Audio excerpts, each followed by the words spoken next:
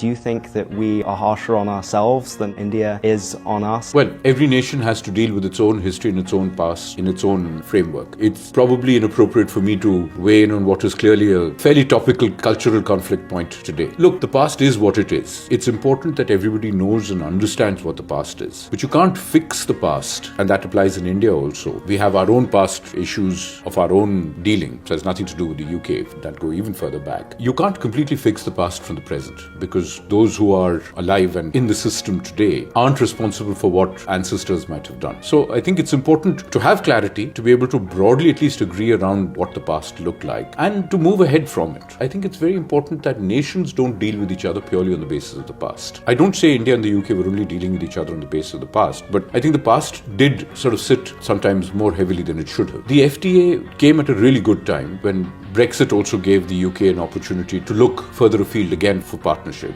And as India is also looking to achieve its development objectives of being a developed country by 2047, you do need partners then, and there is a nice convergence of our interests that began to become apparent from the late 2010s onwards. And I think the FTA fit that perfect sweet spot, because our economic relationship has actually grown very fast without people really paying attention to it. And that's a third point. 42 billion a year in trade. That's just the trade piece. And people in the UK don't recognize the extent to which Indian business has invested in the UK. We are actually the second largest investor in the UK after the US.